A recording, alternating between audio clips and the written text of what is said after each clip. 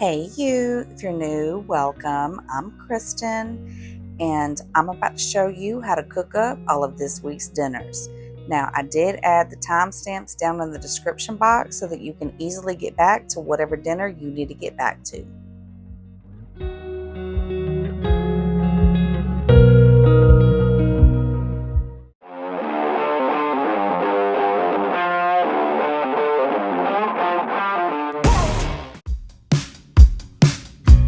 You can cut your bell pepper and your onions however you want to cut them up. For me, I wanted to cut mine into a dice, and this is about the easiest way that I know how to cut up a bell pepper. But I'm pretty sure there's probably another easier way. For me, this is just the one way that I found to quickly get that thing cut up and ready to be cooked.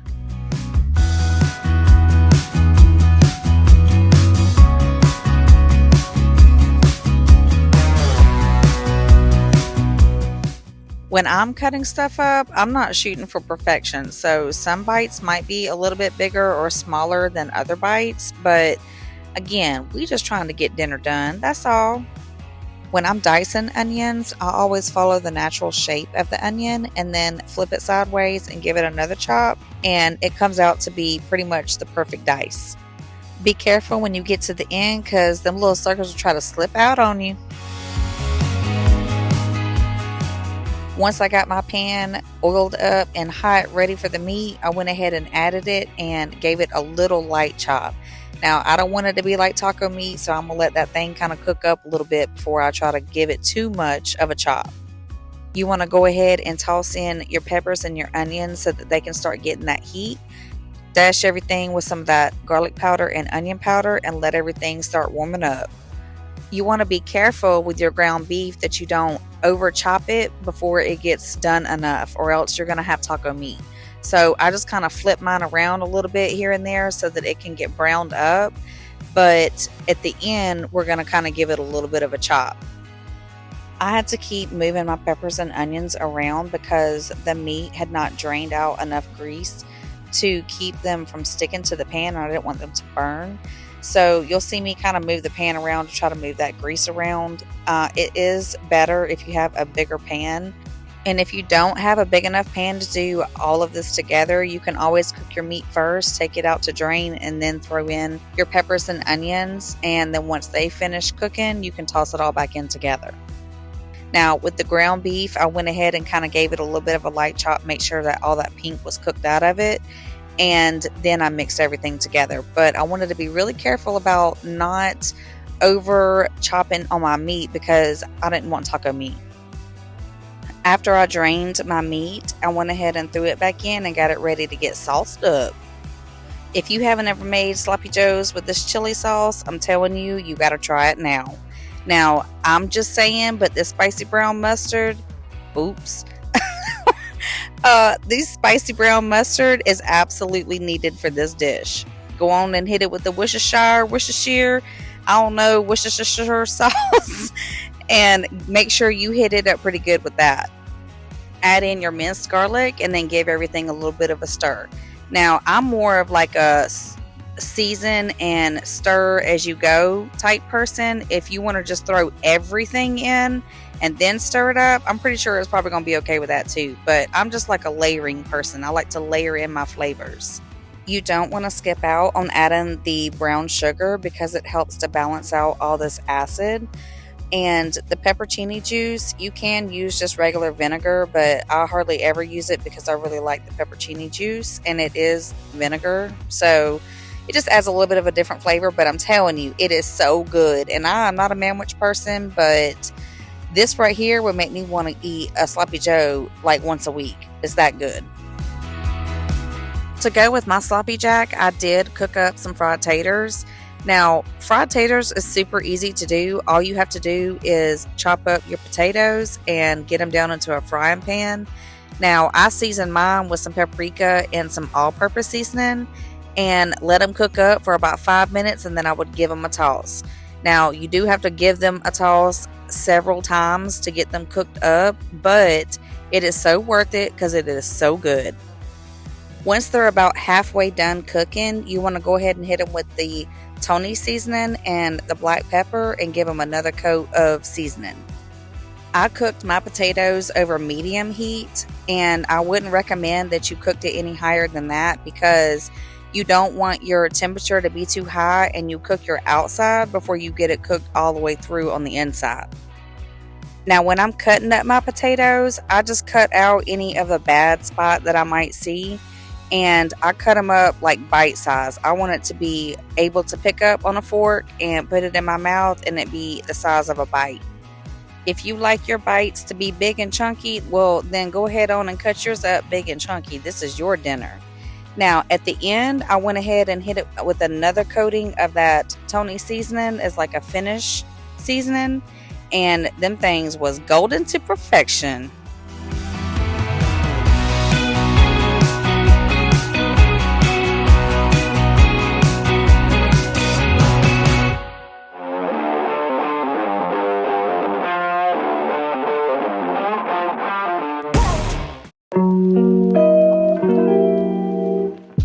To make my meatball pasta, I added the fresh seasoning that I had already made up.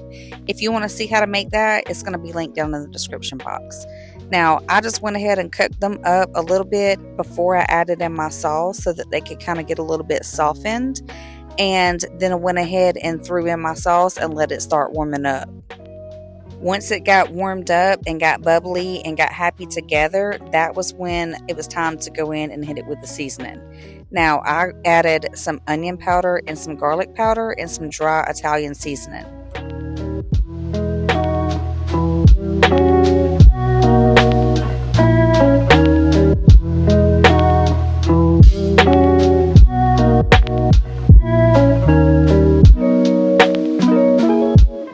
Once you have all your seasonings put in, you want to go on and stir it up real good and then add in your meatballs. Now, I pulled mine from the freezer. I had already made up some meatballs in video 19. If you want to know how I made my meatballs at home, I'm going to have it linked down in the description. But you can use store-bought or whatever kind that you prefer to use. Now, you want to get these things covered up, let it come up to a low simmer, and let it come up to marry together for about 15 minutes or so. Now, to make my pasta, I did what I always do and brought my water up to a boil and added in some chicken bouillon. And then I cooked my pasta for the normal time that I would have cooked it for. There's no shortening of a time because we're not going to bake it or nothing like that. We're just going to mix it together with our pasta once we get it cooked.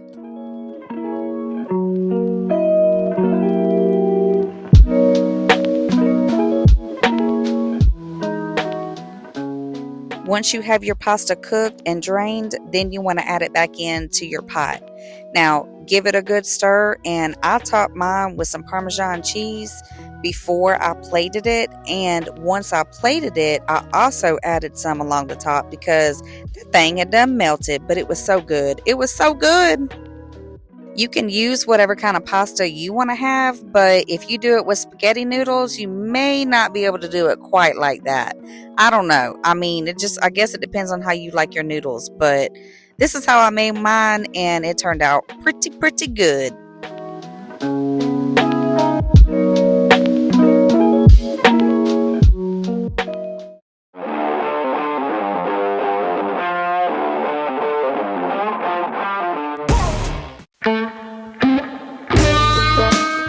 This salad is so good, and you can add whatever kind of vegetables that you like in yours. Now, I just really like mine with the red onion because it adds a flavor that the sweet onion just doesn't have. I also like the English cucumber over the other cucumber because it digests easier than the other one, and I'm not really sure why. With the meat, I just gave it like a rough chop, cut it one way and then flipped it and cut it another way so that it kind of equaled out to be bite sizes. Got it down into the pan and I wanted to get it cooked to the point that the flavor started to caramelize.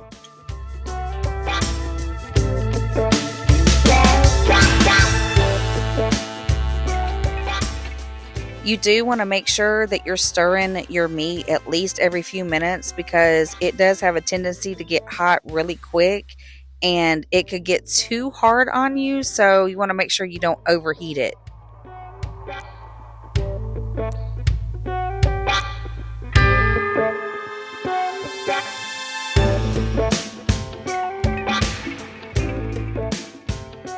After about 10 to 15 minutes, this is what you're going to want it to be looking like.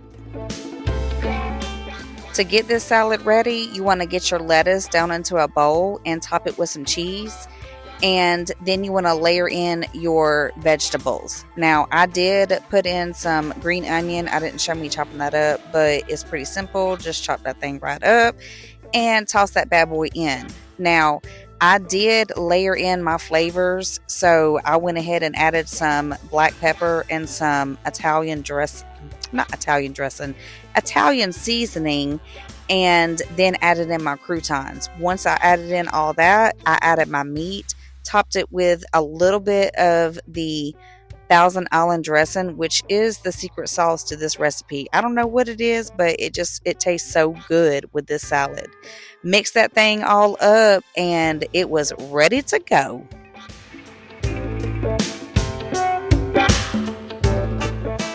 Depending on the size of the salad that you make will determine how much dressing that you need, but you can always add more. You can't take away, so I would definitely say start off slow, mix it in, and if you need to add a little more, just go ahead and add a little bit more.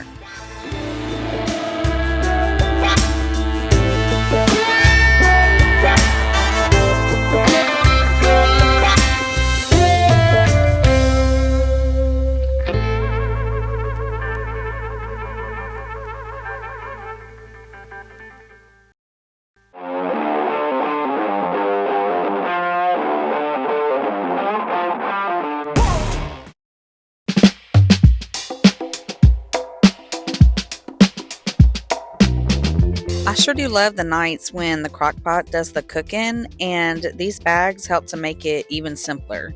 So I put my Crockpot on low and tossed in my meat, added in some onion powder and some garlic powder and some all-purpose seasoning, topped in all of my other ingredients, and let that bad boy cook up.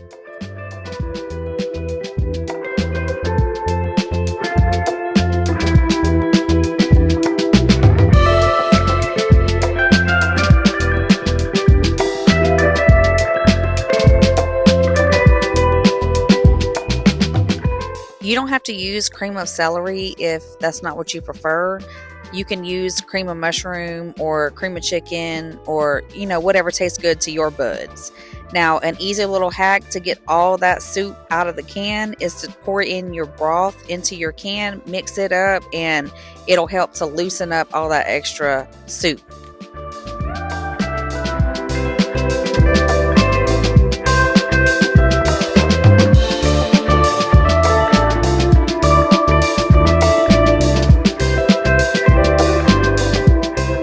Make sure that you mix your ingredients around a little bit to check and make sure that you don't need to add some extra beef broth.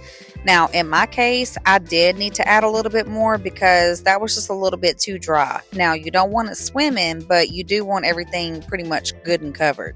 I call this the kiddie pool. Now, this is what we're looking like after about 5 hours of cooking it on low. If you cooked it on high, this is what you're going to be looking like after about 3.5 to 4 hours of cooking. Now, if you cooked it on high, you do not want to throw your onions in until the last 30 minutes. But if you are cooking it on low like I did, I threw mine in on that last hour. I like for my onions to still have a crunch in it. If you don't prefer that, then throw them bad boys in a little bit earlier. If you don't like onions at all, then this is probably not the recipe for you, baby.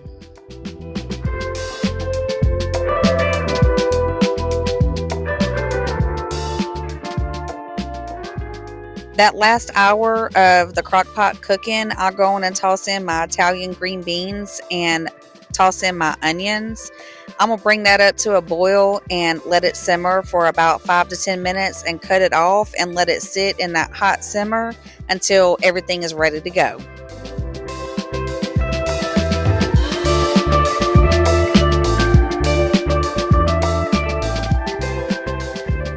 These green beans were canned seasoned green beans, so I didn't add any additional seasoning.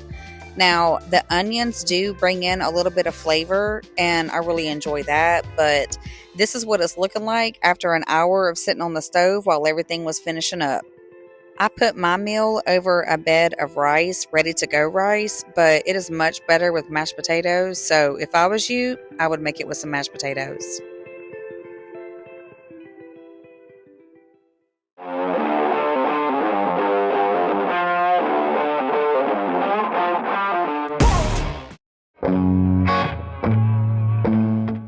I seasoned my tenders with the Lowry's garlic and herb seasoning, rolled up my potatoes, and threw everything on the grill. I cut up a small onion into slices to go down into my canned butter beans. If you don't like onions but you like the flavor of onions, then you can just use onion powder.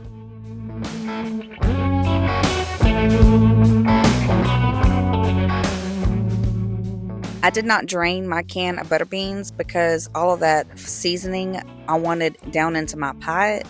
Now, I did go in and add some black pepper and I let it come up to get warm and gave it a good stir so that I could break apart those onions. And then I went in and hit it with some of that all-purpose seasoning. Anytime I'm doing canned beans and adding onions, I always bring it up to a boil and turn it off and let it sit, and everything comes out just great.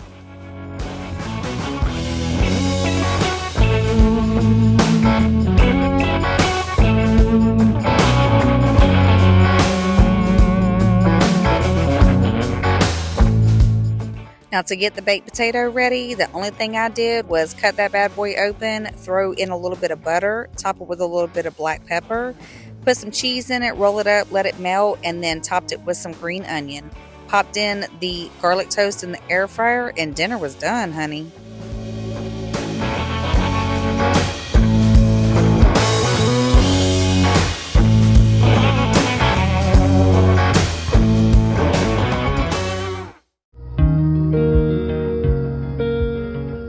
This sky was the night after the October full moon, and it was absolutely beautiful. I mean, I could have sat there for an hour or two and just made pictures out of the clouds. There was so much to see.